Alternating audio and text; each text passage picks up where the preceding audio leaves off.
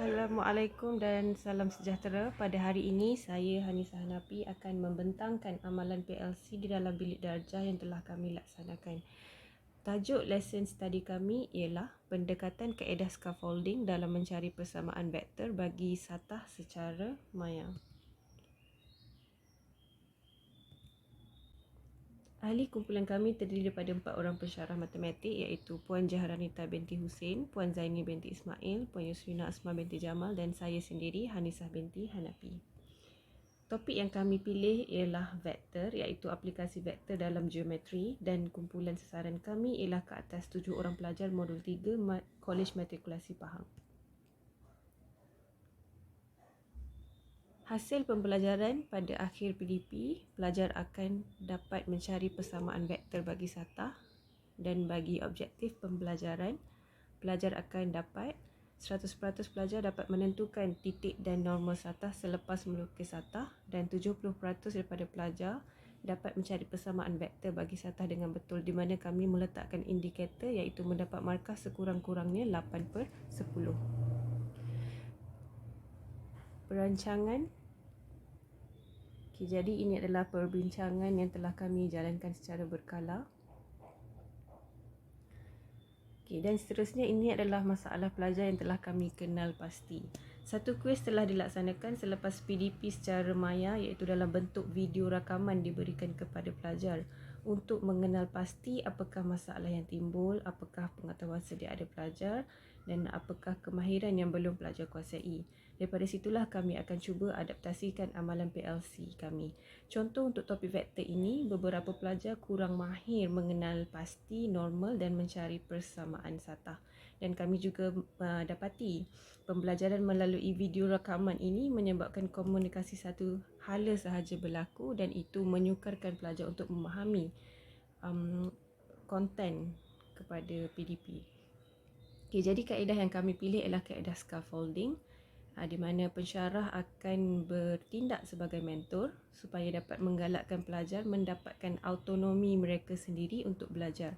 Jadi lebih kepada belajarkan diri, di mana mereka akan bekerjasama secara kolaboratif dengan pensyarah dan rakan-rakan yang lain dan juga seterusnya dapat menterjemahkan kefahaman mereka dalam pelbagai bentuk seperti lukisan, gambar rajah, lisan, tulisan dan dalam bentuk nombor. Jadi kalau kita kat sini ada dua komponen penting untuk scaffolding iaitu pertama modeling dan practice. Komponen pertama modeling, berdasarkan pengetahuan sedia ada pelajar, pensyarah akan memberi gambaran awal mengenai setiap langkah jalan kira dengan menerangkan bagaimana dan kenapa setiap langkah jalan kira itu penting. So ini berlaku modeling di mana pensyarah menjadi mentor. Dan seterusnya komponen kedua ialah practice.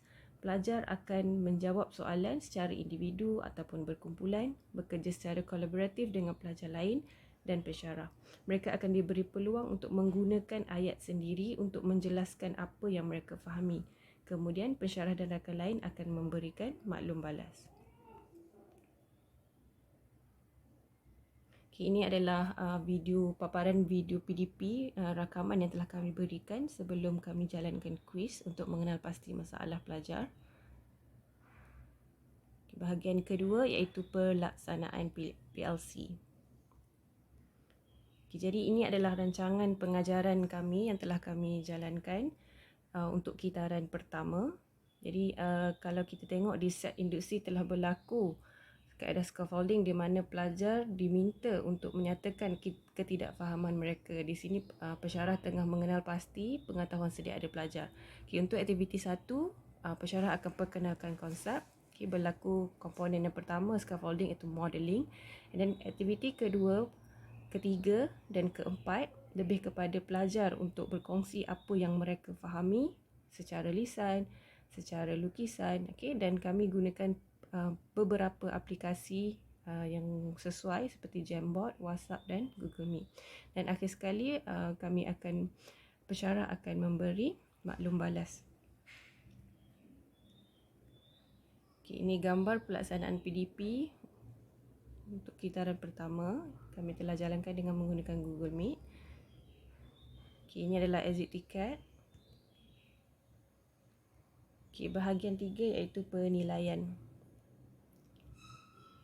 setelah kami jalankan aktiviti aplikasi PLC dalam PDP, apa yang kami dapati beberapa kekuatan yang daripada pelajar, pensyarah, ahli kumpulan dan pensyarah kanan. Daripada pelajar, maklum balas mereka ialah mereka seronok, tidak bosan, tidak segan untuk berkongsi idea.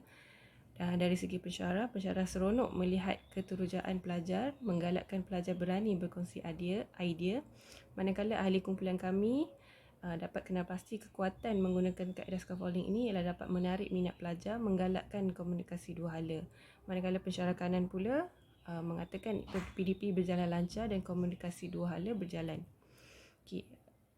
Jadi untuk kekurangan dari segi pelajar katanya ada sedikit gangguan internet. Dari segi pensyarah yang menjalankan PDP, beberapa pelajar masih kurang mahir memahami kehendak soalan dan masalah capaian internet yang mengganggu kelancaran PDP. Ahli kumpulan, pelajar mengambil sedikit masa untuk memberi respon. Tulisan pensyarah dan pelajar yang dipaparkan tidak jelas. Dan pensyarah kanan, 2 orang pelajar kurang aktif semasa PDP.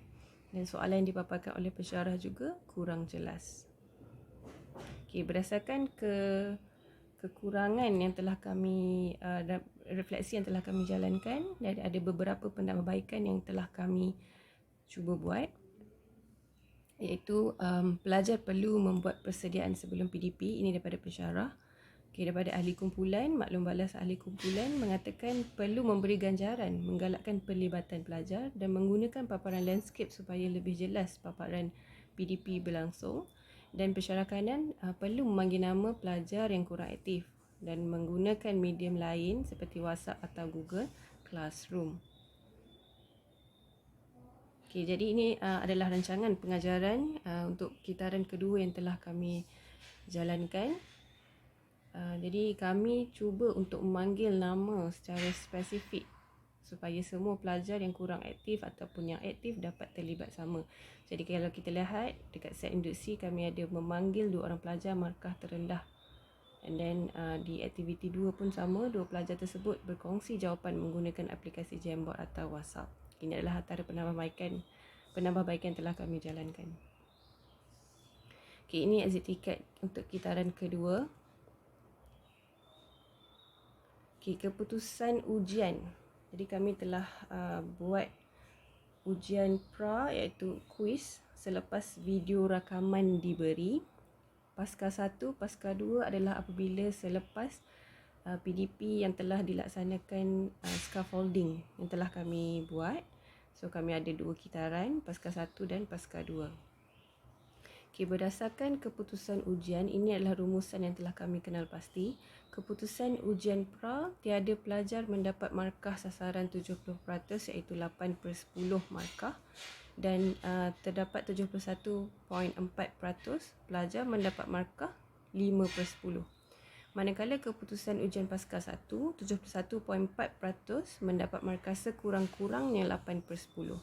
Dan ada 2 pelajar yang telah kami kenal pasti markahnya masih kurang daripada 8/10. Jadi kami telah buat refleksi di mana pelaksanaan lesson study kali kedua telah dijalankan. Dan keputusan ujian pasca 2, kami dapati semua pelajar mendapat markah sekurang-kurangnya 8/10. So kami berjaya mendapat semua pelajar mendapat markah sekurang-kurangnya 8/10. Dan seterusnya keputusan ujian pasca 2 menunjukkan sasaran objektif pengajaran berjaya dicapai. Jadi itu sahaja daripada kami.